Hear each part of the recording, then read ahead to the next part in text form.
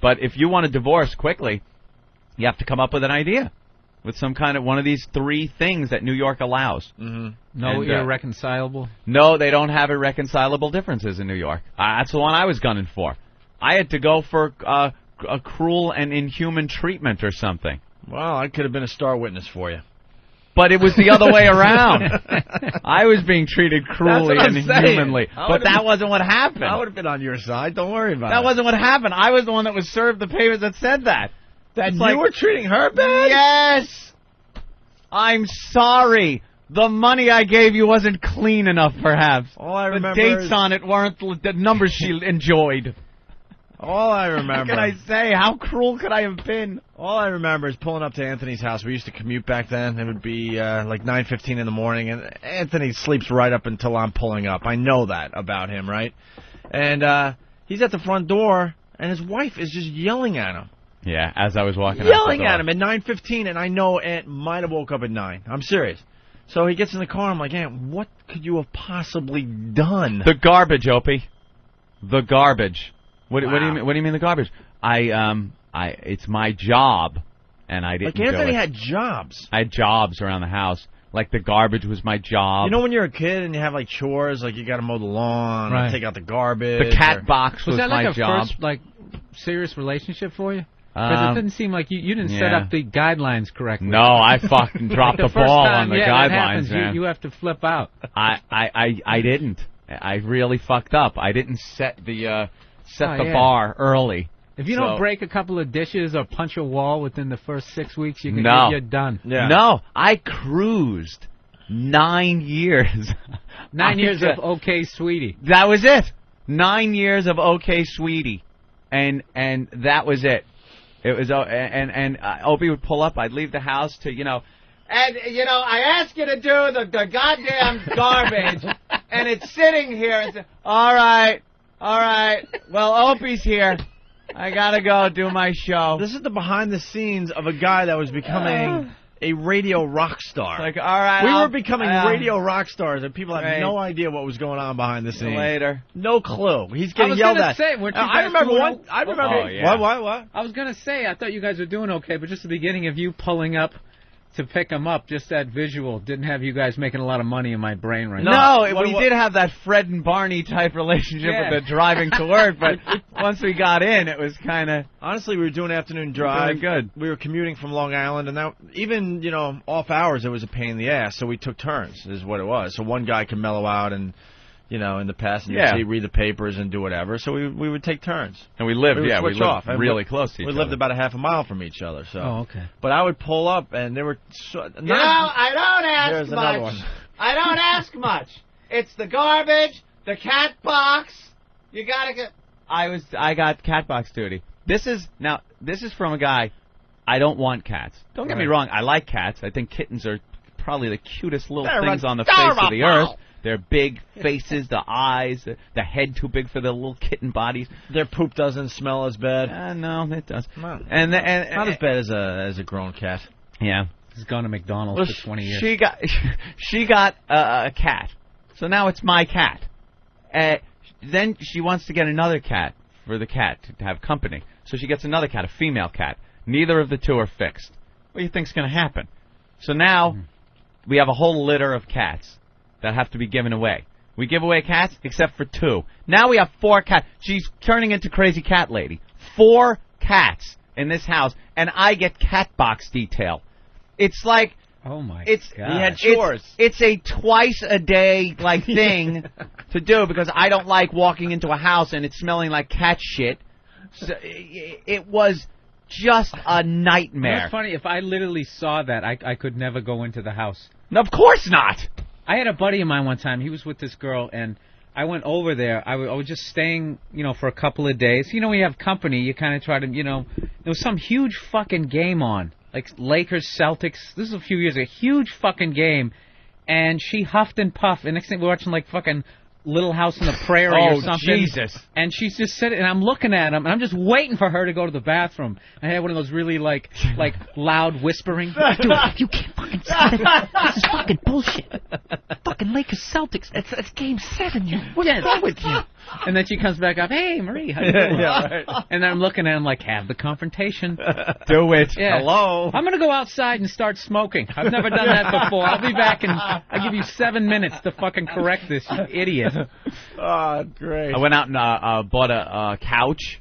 Uh-huh. Bought a nice couch. Actually, the first, I think, nice thing I ever bought, because we had come from Massachusetts. I was living in Ashland, Mass. Yeah. Oh, I know. This just is the worst fucking story I've ever. Shithole. Yeah. We moved up because I got the gig with Opie. It was my first radio job. I was in construction. I didn't have a pot to piss in or a window to throw it out of, as my mother always would say. And we move up to Ashland, Mass. Opie gets a house in Newton, and I moved to Ashland. Weren't you in Newton? Wellesley. Well, Wellesley. All right. Jesus. Sorry. Yeah. I wasn't making that much more than him at the time. He was. We were still. Don't all those houses have like ivy growing up the sides of them? Oh, please. Believe it or not, they have shitholes in Wellesley. It's where Newton and Wellesley is where Mass herds all their Jews. All their Jews are there. That's the area. I just want to live as close to Boston as possible because the radio station was way out in the suburbs. The radio station. I lived like a mile away from the station. I didn't want to live in Boston because that wasn't where the station was. They made it sound like they were in Boston. WAAF, Boston. And they're out in friggin' Westboro. Middle It of was nowhere. Nowhere, an industrial park. And so I lived, first of all, I had to go with the wife and live with her mother for a while in her condo. My God. With Opie. So it's me, Opie, my wife, and my mother-in-law in this small little townhouse. And we were on a rocket ship to becoming Rocketing to stardom. to become radio rock stars, but no one knew what the hell was going on behind the scenes. So we figured, thank God, mothers and daughters have a hard time living together for any length of time. So we got a place really quickly. But we got a place. It was garden apartments in Ashland, Mass. With I was the only white person living there. It was all Brazilians and other people from South America, Ecuador. I swear Colombians. to you, the Colombians, everything. The parking lot had these potholes in it that were huge. And when it rained, the children would go out in their diapers and stuff and bathe and use it like a pool. There were chickens. One guy chicken wired off his balcony, off the apartment. But it wasn't his balcony. Yeah, It was shared space. In apartments you have shared space in the back there. Right. He had a balcony, like the little wrought iron That was his patio, Yeah. because it was a ground floor. It wasn't a balcony. It was a wrought iron patio. But he chicken wired off a whole area around that and just filled it with chickens. There were chickens in this garden, and I'm living there. I'm living there. And I know you didn't say shit to some Colombian. Of course I didn't. Chicken wire. Did he go out and slaughter him right in front of you for his evening dinner? A couple of times there'd be a few missing, and then there were new ones. So you knew he was just slitting their throat and You heard a bringing it in. disturbance? Yeah, Some little feathers disturbance. blow by your fucking window. But that's what we were doing. We were living Wow. there, and it was a mile away from the mother's house and a couple of miles away from the station, and it was all It was all my wife's doing. What she said, that's what I did, because I was just coasting through life.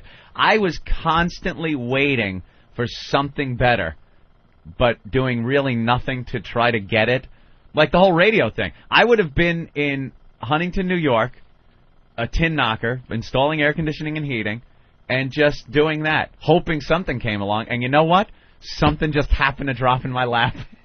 Radio. It was just complete luck of the draw that it happened. But I still would have been there. That's and so then the frightening. whole thing that happened with the apartment out there is she got that one, and I was like, yeah, fine, I'll live with the Colombians in Ashland, a mile away from Were you your just mom's trying house. to save money? We weren't making a lot, but we were... I really wasn't making a lot. And nothing, obviously, I was brand new. It was my first radio gig. Opie's been in it for years at this point, so obviously he was getting paid more than I was. They weren't even sure I was going to work out. It was one of those things. I thought I'd be back tin knocking again. I thought it would be a goof to do radio for a while. So Opie was making more than me. I was making, at that time, less. I got hired to do radio for less than I was making in construction. So yeah, I had no money. So is your wife just trashing this dream every day? Yeah, actually, She almost didn't have. She almost have fucked me up do the it. whole thing. Because she wanted me to call now. The GM to the WAAF throws out an offer, and it is for less money than I was making. I think I was making $29,000 a year doing construction. This is in '95. Removing asbestos. Yeah, exactly. And he was offering me $25,000 like that to do radio. Now I'm like, fine, I'll take the hit because I don't know what's going to happen. And Brucey said to us, boys, if it works out in a few months, don't worry, Anthony, we'll bring you up. And we both took the hit, by the way. I Yeah. wasn't making much more than Anthony. No. After many years in radio. Radio Plus to sit here and shoot the shit. Right. Or fucking install Right. air conditioners. Exactly. And I said to Anthony, I'm like, this is a start. Trust me on this. We'll get more money. We just got to establish ourselves. And she could work. It was like, right. she'd go out and get a job, which she did. And I explained, too, we'll make some side money possibly with gigs and stuff. Yeah. Whatever. So I was like, don't worry about it. You'll get it. So I go, schnookums. I got the offer. Big dream to do radio when I go to Boston. How much? It was all about the money. Was your hat in your hand? 25. Yeah, I was crinkling my hat in my hands, all nervously working it. It's like, it's $25,000 a year, but the BU came out for but. Nope, can't do it. We cannot do that. It just doesn't work out. Call him and tell him you can't do it for less than what you were making. Yes, Poopsie. And there I am on the phone with Brucey Mittman. Bruce, yeah, look great. We had a great time. But, look, I'm going to need a little more money for this. I just can't move up. I said that. And she's, like, right next to me. She was the worst when it came to this shit. She had no bargaining position there whatsoever. None. So Brucey She had brings no up clue of the upside. It was either staying, installing air conditioners, Yeah. or go into radio with the potential to make ridiculous money. Yeah. She just never saw it that way. How many superstars, both men and women, just in a bad relationship, people who could, like, win an Oscar, Yeah. are like fucking, seating people at, like, an Applebee's. Yep. Just because. Yeah, just because. No. You're not doing that part. No, you're we not doing can't it. afford it. Acting is silly, Yeah. and you're going to get a real job. There's Grammy-winning singers and fucking people that are just working talent at up the Dunkin' ass, Donuts. Yep. eking it out. Oh, my God. No, I remember, like, when I was thinking about doing stand-up, I didn't have the balls to even think I could do, because I didn't know anybody in entertainment. And I'm working in this warehouse, and I'm, to just sit there and say, I want to be a comedian, I'm just thinking the trashing that I would get for take a fucking warehouse pallet over my head. So I'm not going to say anything. The guy wants to be a comedian. Yeah. Just go unload the truck, you douchebag. Hey, funny man. The only thing funny about you and all that crap. So it just so happened I was working with this guy who was really into comedy. One night we were hanging out after work. Remember that show, Stand Up Spotlight? Yeah. With Rosie O'Donnell. It was right at the end of that. Was that 80s. the one with the brick wall? That was the one that no, this one actually had like the little Christmas lights in the background to be stars. Yeah. Okay. Because all these hacks were on their way, right? And we were just watching it, and he just happened to say to me, he goes, look at these guys, Bill. These guys suck. We're funnier than these guys. One of these days I'm going to take a shot at Jack Daniels, and I'm going to fucking get up there. And the second he said that, all of a sudden I was like, it just kind of put me on that track, like, fuck, I want to do that. But I swear to God, if I never had that conversation with him, yeah, I'd be like driving a fucking UPS truck. Yeah. For real. Unlike the Kevin James character made. For real. Yeah, $700 million. It's just... so how do we get to this point? I don't know. Oh, but wait, quickly. Brucey came back to me and said, I could give you $27.5, but that's it. And, I was like, I got to take this. So, I really put my foot down there and said, yeah, $27.5. Don't worry, it'll all work. Opie said that more money will come in and everything. So finally, Was I right? Yes. Was I right? Of course you were right. Thank you. And then the real kicker, fast forward 9 years later in court, to have Dominic Barbara telling me how integral a part she played in me getting to where I am in radio, and how she deserves so much money. Did they throw out the support words? Oh, everything. Yeah. The support. It pretty much was. If it wasn't for her, I would not be in radio. Meanwhile, I almost didn't end up in radio because she didn't see the dream, the vision. Yeah, the vision. That's how it works out. That's the wonder of marriage. At times, she was definitely a hindrance. Oh, yeah. Definitely. Because Anthony was miserable. Oh! Because he was getting yelled at. Like, I can't stress. I mean, we were on a rocket ship. We were going into the city to do this radio show that was exploding. We were doing magazine articles. We're going to be on TV doing this. I mean, things were really rocking for us.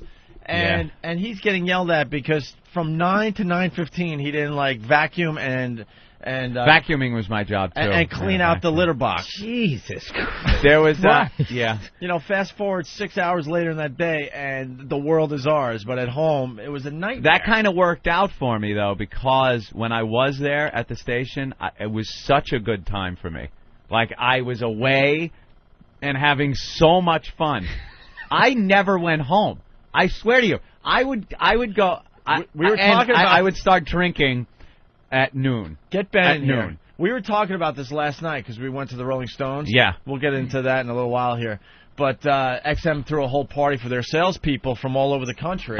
So I went because I wanted to check out the Stones. You decided not to go last night. Ben was there, Steve, Eric, and others, and it was a schmooze fest. Yeah. And everyone's asking, where's Anthony? Of course and they are. Anthony's home, whatever. He doesn't do this type of thing anymore. I actually had plans. I wanted to go. Right. I was actually out. But then we were telling Lindsay, actually, the old Anthony. Oh, yeah. About the old Anthony. Because she only knows the new Anthony. I'm like, you have no idea. The old Anthony would be at that bar, not only drinking a beer, it would be a beer shot, beer shot, beer shot, beer shot, smoke, smoke, smoke, smoke, smoke, beer shot, beer shot, beer smoke, smoke, smoke, smoke. Like, he's a completely different person. I liked my Captains and Cokes. That's what I really enjoyed. And then other people started coming around, and Ben and I were explaining the old Anthony. Like, Anthony would start, he wouldn't drink the first hour of the show. Like, from 3 to 4, he wouldn't drink.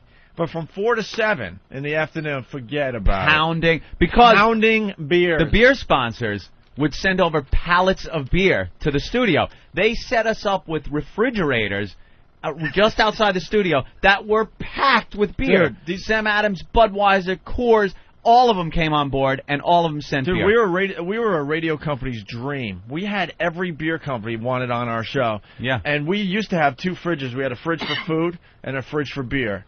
And then the fridge for food got filled up with beer as well. So now we had 2 fridges with beer in them. Then the other companies would start bringing their own fridges in because they noticed. Like Sobe Beverages brought in this big double-door thing you see in a deli, where you open it up and pull your sodas out and stuff. It was giant. That thing ended up full of beer. And then the beer guys would come in with almost a pallet of beer. Like small, a pallet's an exaggeration, but a lot of beer. And they would come in right into our office.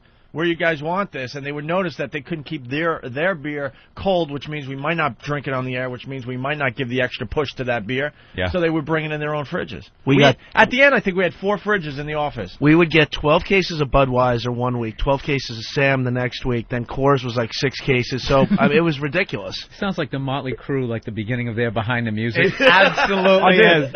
We have a lot of interest in a book, and I think we're finally going to go down that road.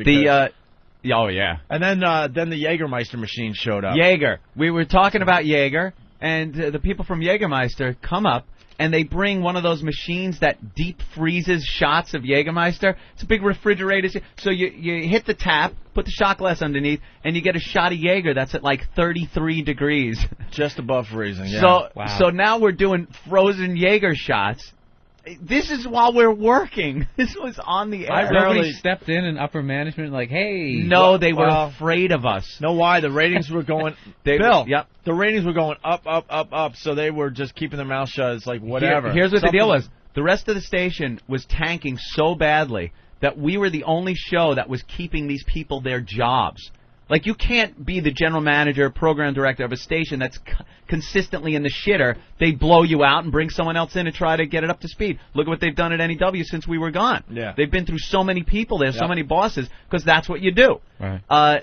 They knew that without our ratings, their jobs were done. so they were petrified to shake us up or rock the boat. We hired a bartender. We hired a bartender to come in. We had shot girls. We had girls with the test tubes and the shots walking around on Fridays doing. And the boss is there. Hey guys, how you doing? It got to the point there were so many people around when we were doing our show we didn't know half of them. It was a bullet train heading toward a concrete disaster. wall. They were drinking our beer, doing our shots. We didn't care. We just didn't care. Anthony, how many beers a day were you drinking? Let's say we'd start an hour after the show started. Me and Ben. 4 to 7. We'd start drinking. By 7 o'clock, I'd probably finished off about 8 beers. And then we'd hit the office because I didn't want to go home. We'd hit the office where I would play video games, drink more, and then the second Opie left the office, it would turn into a fog machine. The whole me, Stinky, everyone would light up and just smoke beers, shots, and computer games until 10 o'clock at night when I would finally call up and go, yeah, all the meetings are over. I'm coming home. And then I'd get in my car. All that paperwork. And just depression would sink in as I was on the LIE going, oh, no, I'm heading home. Oh, no. Oh, fuck. Oh, boy. This is day out. Wow. Day in and day out. And then I get home. The garbage is full. The cat box. Go up and feed the cats. And you would do Ron and Fez's show, too, because of that. Oh, right. Ron and Fez come on after us. And I would just sit in on their show. I would be like, yeah, I'm going to hang out. And it was the Ron, Fez, and Anthony show. He was the third member of the Ron and Fez show. Yeah, yeah. Well, they just didn't want to go home. Back then, they were on at 11 o'clock at night in the beginning. Yeah. They did before they moved to 7 to 11. Mm-hmm. So those were, yeah. So yesterday, being at the nightmare. Rolling Stones thing, it was kind of funny that Anthony wasn't there, and we joke about how he just goes home after the show and doesn't do much anymore because it's not the same That's Anthony it. we know. That's right. So I don't know how we got to this point. But I think it was the Renee Zellweger marriage thing. Oh yeah. Somehow that spilled into this. Anytime anyone talks about marriage, I just get it in my head. It's like, never again. Yeah, but you know what's funny about that is if you actually told that on TV, you would be considered like women bashing and. Oh yeah. Because I was sitting there listening to that. That was why that was so fascinating to listen to that story because you always hear the other ones, like the women going, and then he beat me, and then he did this, and blah blah blah blah. And I was a prisoner. Yeah, and they'll Oprah and all them for hours. We'll listen to that because they're just like. Just obviously you see a man is stronger than a woman, so it just seems to make sense. They don't put any weight on like a woman's, like that psychological ability of them to mind fuck you. Yeah, that's all it was. I'm not saying that they all do that, but I'm saying the story you have, a lot of people have, but they never. Yeah. It depends how far he wants to go with this, man. He's got a million great stories. I was just always on coast. That was my whole life back then. Was just, all right. Don't shake things up. Let me just coast through this. That's hilarious because you had the exact opposite relation. My dad used to always be cursing at my mother. We used to be going down the bus stop, me and my 2 other brothers. I'd be like first grade, third, and kindergarten. We'd be standing down there. We didn't have an air conditioner, so the windows would be open, and my dad would just be cursing out my mother as we're like 20 feet away at the bus stop. Ah, you goddamn fucking bitch! You've been doing the same shit for years. Oh, that's bullshit, Linda. That is fucking bullshit. And we're like, his kids is like jump ropes, like looking at it and stuff. We're trying to play it off like, I wonder what else that's coming from. The drapes are blowing out the window. He's yelling so loud. Maybe it is the upbringing. Exact opposite. See, my father was that way too.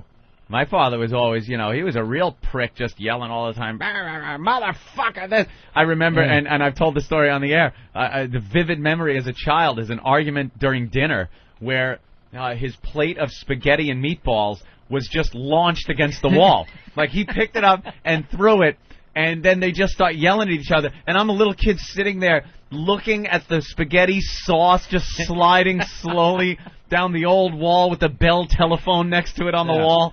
Just like, it was this horrifying moment as a child. Maybe, I grew up and decided I'm never going to argue back. I'll just be this guy. Yes, Poopsie. Yeah. Yes, dear. We'll play that going into break because that's a great production Just piece. to avoid confrontation. That was me. Avoid confrontation guy. I had the same shit. Let's go to Kevin in Minnesota. Kevin! What's up, boys? Hey, Kevin. Hey, man. What's up, Jimmy's replacement? It's Bill Burr, everyone. we haven't introduced Bill What's today. up, man? How you doing? Bill Burr, let me give you one thing about Bill Burr. His half-hour comedy special is on HBO tonight at midnight. I'm hearing really tonight. good things about Bill Burr's comedy It's special. called Jimmy's Replacement One Night Stand on HBO. Check it out tonight at midnight on HBO, and then it's going to run a bunch after that, I'm sure. And Bill getting raves for his job yesterday, sitting in. Awesome. Absolutely. Oh, I read cool. a lot and getting rave reviews. Very good. Kevin, what do you have for the show? Well, I was kind of wondering what your ex-old lady, which kind of sounds like a bitch, personally, but what did she do while you were at work earning an income while she was sitting there stroking her 5 pussies? Well, let me tell you, up in Ashland, Mass, she did work. She was, I guess she worked at a Papagino's when we first got there. And then... It depends how far he wants to go with Oh, this. see, I didn't realize she had such a huge leg to stand on. Well, that was, bringing in the Papagino's money. And then there was... this is while we were becoming, I got to say it again, rock and roll radio stars. Yeah. Go ahead. Then the job, she got the job at the liquor store, which, wow. Like putting a pedophile in charge of a nursery. That was wowie kazowie. But at least she drove herself to work, so that was a good thing. No, at least she didn't have to worry about that. Well, that would have been a good thing. She never got a license. She never got a license to drive. Yeah. So wow. what I had to deal with was driving her everywhere. Everywhere she had to go, I had to drive. She's just bitching the whole time. There was a lot of that. Yes, a lot of the arguments and I would drive her to work and then have to drive me to work, and then she would get off of work before I did because I worked till 7. When she'd get off of work, what she would do is grab one of those boxes of wine and bring it to her mom's house, which was less than a half mile from the liquor store. Now I would have to, instead of just getting done with my day and driving home, having my slippers and pipe waiting for me, I would have to drive to the mother's house, which was kind of far. It wasn't that far, but it was out of the way. I had to pass my house. It was far enough to be a hassle after a while. I had to pass my house in order to get to her house, which I didn't want to do after work. It's 7 o'clock at night. I just wanted to, go home, wind down, or maybe stop at Green Acres over there in Ashland and down a few drinks or something like that. But I had to go to the mother's house, where they would both sit now, and it wasn't a immediately leave thing. Now I had to sit in the basement with her and her mother as they watched videos of that day's General Hospital, Days of Our Lives, and Friends. So now I'm sitting on the couch. Oh, my God. Yeah, until 10, from 7 to like 10. I'm just picturing your whole posture, like your dude, head down, shoulders slumped. Dude, it was a nightmare. And this was every night. So then it would be like 10 o'clock. Mm-hmm. I caught up on General Hospital and Days of Our Lives and Friends. And they would just get sauced on the wine, the box of wine. And I would get tanked on my Jack and Coke or Captain Morgan and Coke. And then hop in the car and drive.